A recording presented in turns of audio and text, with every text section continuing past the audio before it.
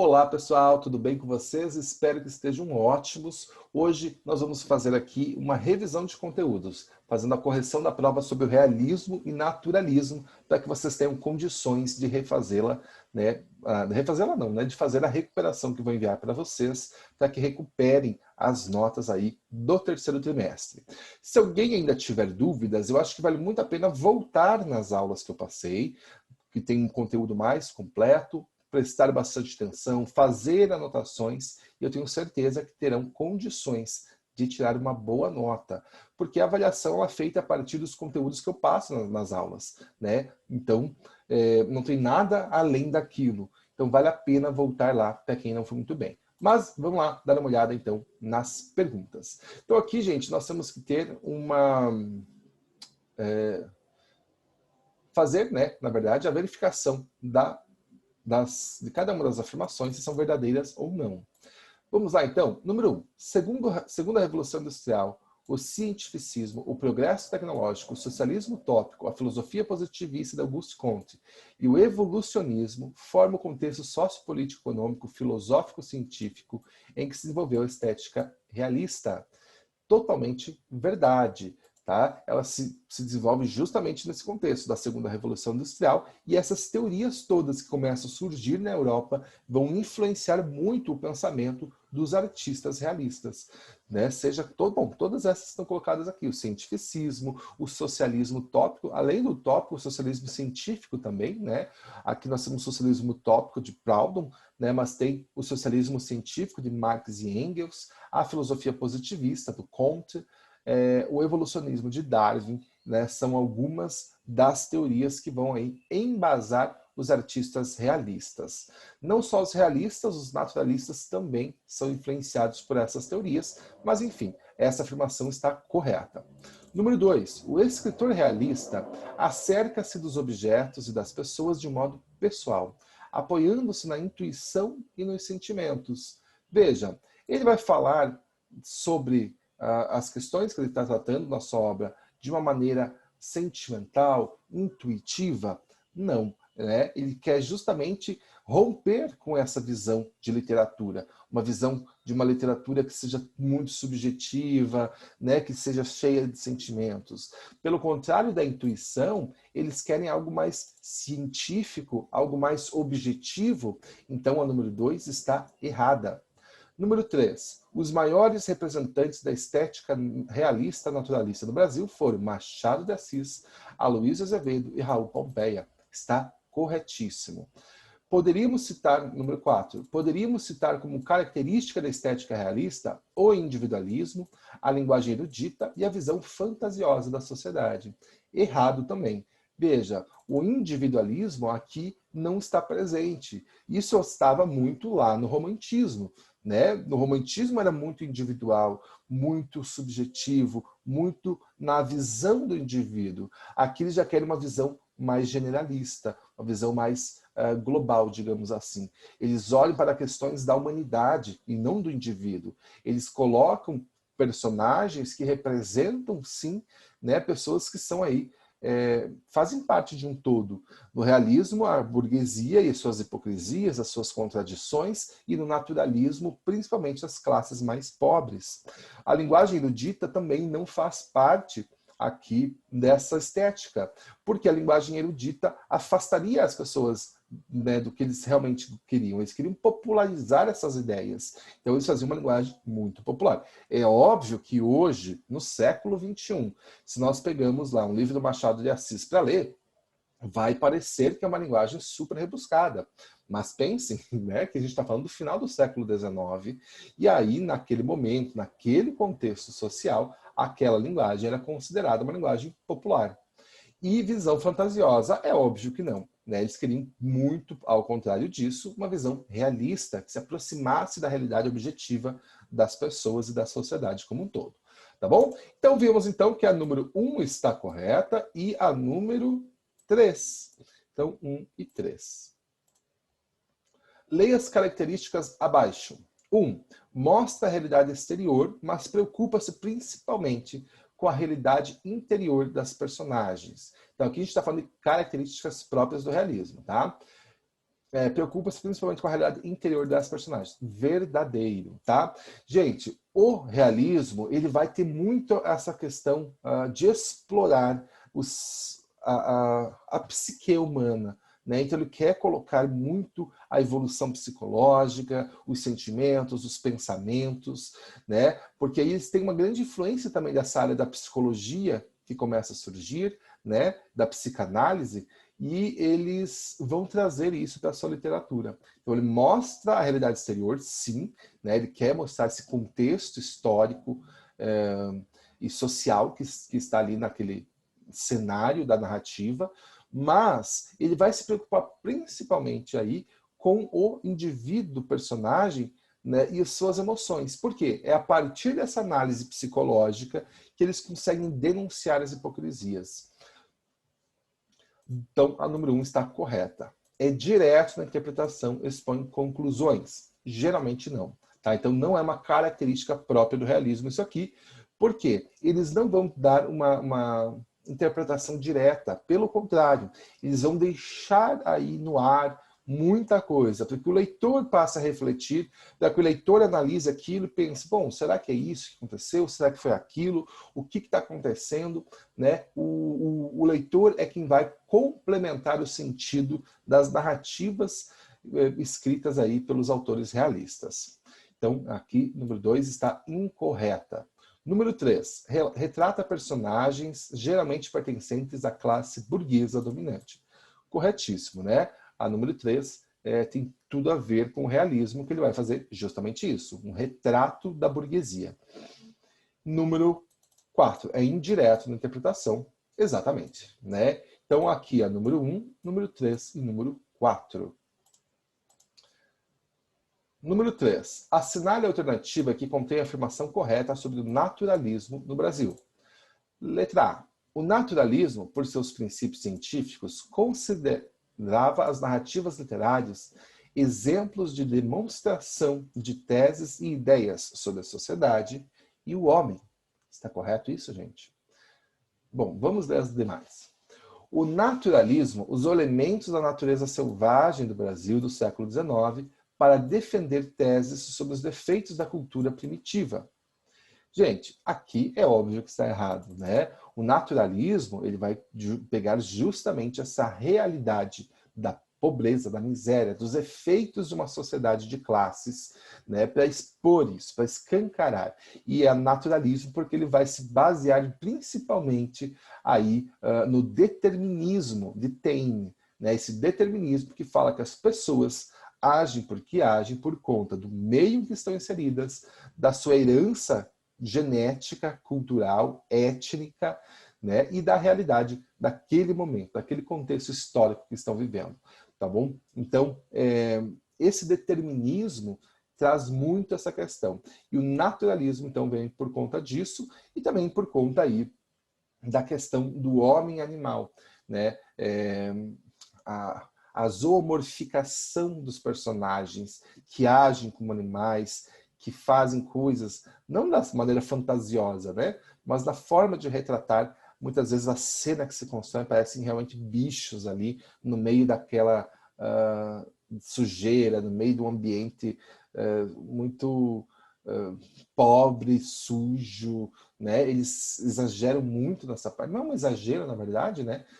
Pensar na pobreza, principalmente lá no final do século XIX, não era, né, assim. E hoje também muitas regiões não são, né? Mas enfim.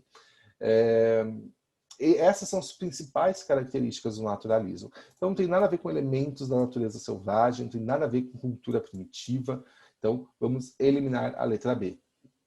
A valorização da natureza rude verificada nos poetas árcades se prolonga na visão naturalista do século XIX, que toma a natureza decadente dos cortiços para provar os malefícios da mestiçagem. Vejam, tem alguma coisa de natureza rude, né, verificada nos poetas árcades? Então nós vimos já o arcadismo, que vai trazer a natureza, os espaços naturais, os campos, né, a vida no campo como um local de refúgio, de simplicidade e aquilo que as pessoas realmente precisam para serem felizes. Então aqui não tem exatamente a ver isso. né? Eles não retomam essa visão de mundo no naturalismo. Então não tem nada a ver com a natureza em si, nesse sentido mais restrito da palavra. Então a letra C também está eliminada.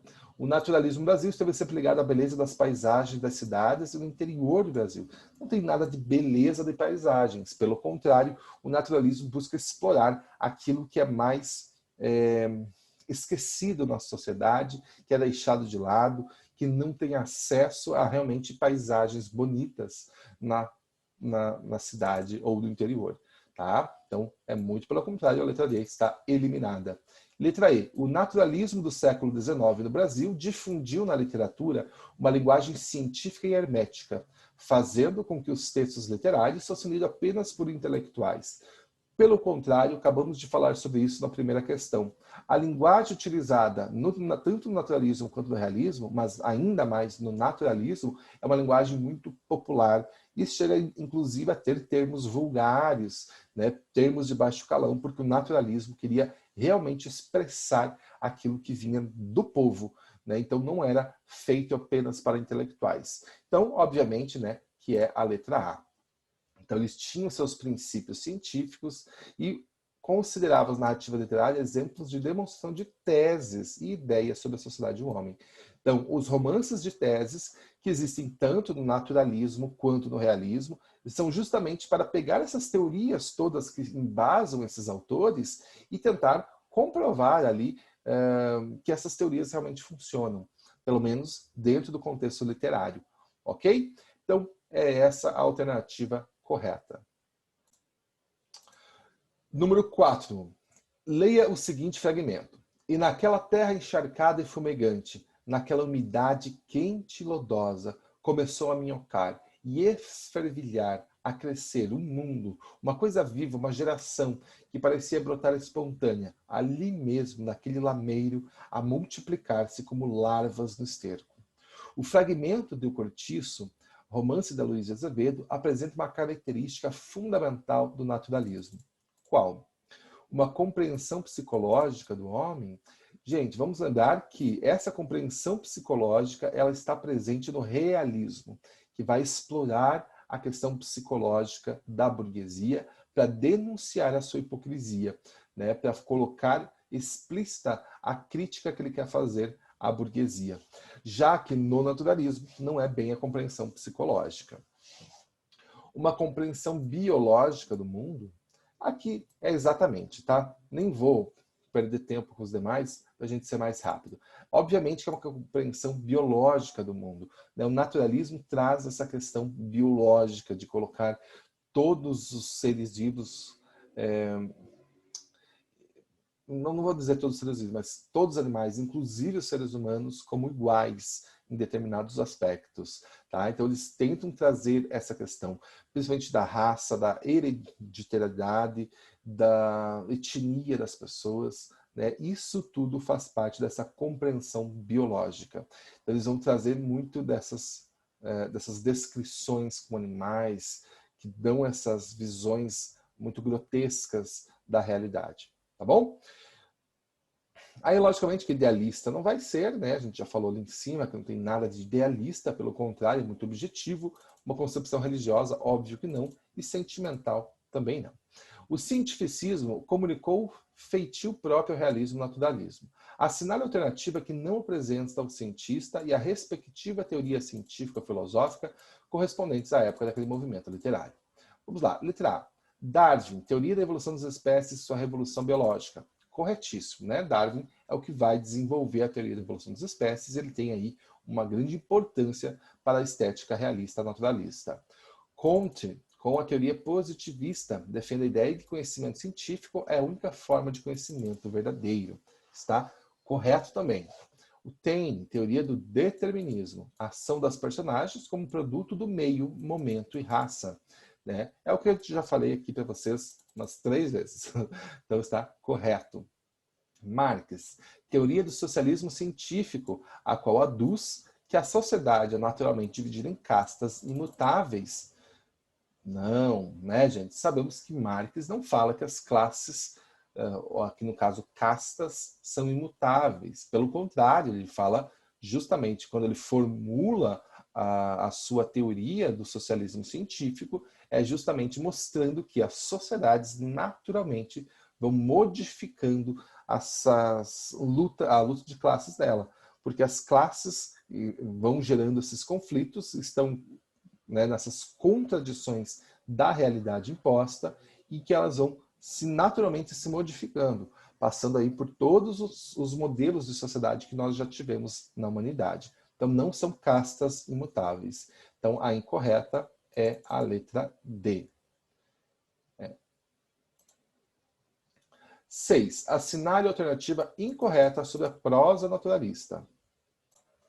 Letra A. As personagens expressam dependência do homem às leis naturais. Totalmente, né? Isso que dá um nome dessa escola literária ou desse período literário naturalismo, tá? Então, exatamente. Letra B. O estilo caracteriza-se por um descritivismo intenso, capaz de refletir a visualização pictórica dos ambientes. Correto? Né? Tanto os naturalistas quanto os realistas têm esse descritivismo. Eles descrevem muito bem os ambientes para que as sensações do leitor é de que ele consiga se colocar dentro daquele espaço. Né? É só a gente voltar aqui, né, e ver essa descrição. Terra encharcada e fumegante, daquela umidade quente e lodosa, começou a minhocar e esfervilhar, a crescer um mundo, uma coisa viva, uma geração que parecia brotar espontânea, ali mesmo daquele lameiro, a multiplicar-se como larvas de esterco, tá? Então vejam só, é uma descrição de fato que eles fazem, e aqui no naturalismo ela é muito intensa, justamente para trazer essa questão de visualização para o leitor. Letra C. Os tipos são muito bem delimitados, física e moralmente, compondo verdadeiras representações caricaturais. Tá? Exato, gente. Os tipos aqui, eles querem falar os tipos humanos, né? Então, os personagens representam tipos de pessoas, então, que vão ser delimitados física e moralmente. Para quem aí prestou atenção nas aulas que eu passei sobre o naturalismo, com certeza entendeu bem isso. E aí, para quem já leu ou quem já viu alguma coisa, por exemplo, do Cortiço, com certeza entende isso aqui muito bem, né? Que existem ali esses tipos que são representados. Tem como objetivo maior aprofundar a dimensão psicológica das personagens. Então aqui a gente já falou também, né, que a dimensão psicológica está muito mais presente no realismo do que no naturalismo. Então aqui não faria sentido. Então é essa que está incorreta.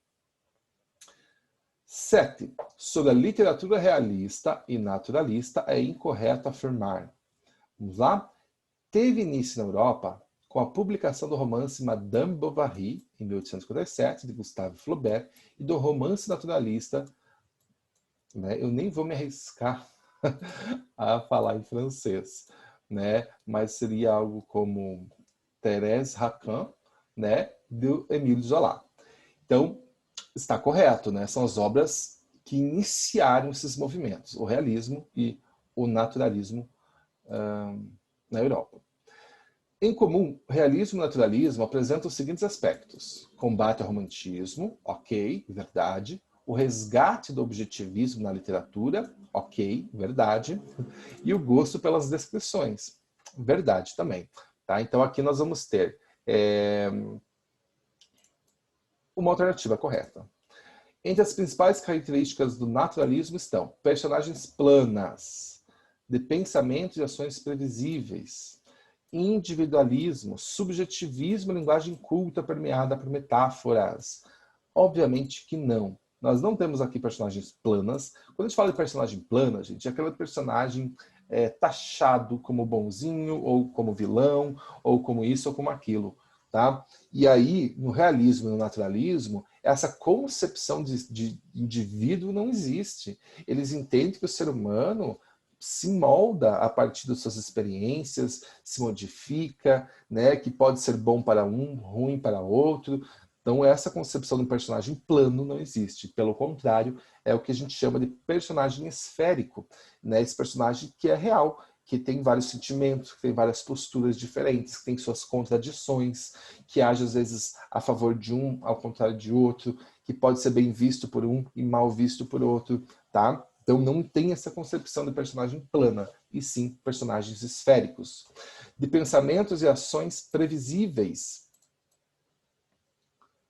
Também não, né? A gente sabe que eles buscam trazer essa questão. Como é um personagem esférico, ele vai se modificando ao longo da narrativa, por isso que não vai ter ações previsíveis. Individualismo, subjetivismo, linguagem culta, né? Na verdade, aqui nós vamos ter as características do romantismo, né? Movimento que os naturalistas e realistas faziam oposição. E já falamos sobre linguagem culta, que não tinha isso para os naturalistas, principalmente, porque eles queriam fazer uma linguagem muito popular que se aproximasse das pessoas. D. Entre as principais características do realismo estão personagens trabalhados psicologicamente, exato, né? Sabemos que é isso mesmo. O universalismo, justamente, ao invés de você ter uma visão individualista, questões individuais, eles são universais. A crítica à burguesia no geral. Objetivismo, linguagem culta e direta. Tá? Então vamos aqui na letra C, é a que está incorreta. Aqui a linguagem culta, gente, do realismo, ela é uma linguagem culta popular, tá bom? Ela não é tão rebuscada quanto outras escolas literárias, porém ela não chega a ser uma linguagem tão, como poderia dizer, tão informal quanto do naturalismo. Leia os seguintes fragmentos. 1. As mulheres precisavam já prender as saias entre as coxas para não as molhar. Via-se-lhes a tostada nudez nos braços e do pescoço, que elas despiam, suspendendo o cabelo todo para o alto do casco. Os homens, esses não se preocupavam em não molhar o pelo. Ao contrário, metiam a cabeça bem debaixo da água e esfregavam com força as ventas e as barbas, fossando e fungando contra as palmas da mão. As portas das latrinas não descansavam. Era um abrir e fechar de cada instante, o entrar e sair sem tréguas. 2. Em vez de ir ao espelho, que pensais que fez Capitu? Não vos esqueçais que estava sentada de costas para mim. Capitu derreou a cabeça, a tal ponto que me foi preciso acudir com as mãos e ampará-la. O espaldar da cadeira era baixo. Inclinei-me depois sobre ela, rosto a rosto, mas trocados os olhos de um na linha da boca do outro. Pedi-lhe que levantasse a cabeça. Podia ficar tonta, machucar o pescoço. Cheguei a dizer que estava feia. Nem esta razão a moveu. Vamos lá, então. Gente, pelas características que apresentam os dois textos anteriores, são respectivamente o quê? Vamos dar uma olhada. As mulheres precisavam... Olha só. Aqui, gente, essa descrição que é feita do ambiente e da cena como um todo, a forma como é colocada, nos mostra realmente uma situação muito humilde, né? Vejam, e essa questão da comparação do homem-animal é muito comum. Quando ela fala aqui, ó, alto do casco, né? Suspendendo o cabelo todo para o alto do casco. Essa comparação dos seres humanos com animais é muito comum no naturalismo. Então, a linguagem muito coloquial, né, esses termos que se colocam aqui, nos mostram claramente que isso aqui é um naturalismo. Aqui nesta outra, poderia ser romantismo, poderia ser realismo, né? O importante aqui é principalmente a personagem Capitu. Vejam, essa linguagem que é colocada, ela pode nos confundir, né? Porque a gente está lendo só um trechinho, é difícil a gente falar. Porém, aqui nós temos algumas características importantes, mas principalmente a personagem Capitu, que certamente é a personagem mais famosa do Machado de Assis, o nosso grande realista, tá? Então aqui é um naturalista e realista. Leia o fragmento abaixo. Mas Luísa, a Luizinha, saiu muito boa dona de casa. Tinha cuidados muito simpáticos nos seus arranjos. Era asseada, alegre como um passarinho amiga do ninho e das carícias do macho. E aquele serzinho louro e meigo veio dar à sua casa um encanto sério. Estavam cansados havia 3 anos. Perdão, cansados não. Estavam casados havia 3 anos. Que bom que tinha sido. Ele próprio melhorara. Achava-se mais inteligente, mais alegre. E recordando aquela existência fácil e doce, soprava o fumo do charuto, a perna traçada, a alma dilatada, sentindo-se tão bem na vida como no seu jaquetão de flanela. Então aqui um trechinho da obra O Primo Basílio, do Eça de Queiroz. Assinale a alternativa correta. A prosa realista, com intuito moralizador, desmascara o casamento por interesse, tão comum no século XIX, para defender uma relação amorosa autêntica, segundo princípios filosóficos do platonismo. Veja, o realismo ele não tem um intuito moralizador, não. Tá? Os realistas não eram moralistas, eles buscavam escancarar as contradições e as hipocrisias da sociedade, principalmente da igreja e da burguesia, mas não num tom de moralização. Pelo contrário, eles queriam apenas desmascarar realmente o que faziam esses grupos da sociedade. Mas não defendiam uma relação amorosa autêntica, não. Né? E muito menos princípios filosóficos do platonismo. Eles tinham uma visão muito objetiva. Então, a ideia deles era fazer a crítica à sociedade e não defender uma relação amorosa autêntica. A prosa romântica analisa mais profundamente a natureza humana, evitando a apresentação de caracteres padronizados em termos de paixões, virtudes e defeitos. Será que é essa aqui, gente? Vamos ver a próxima.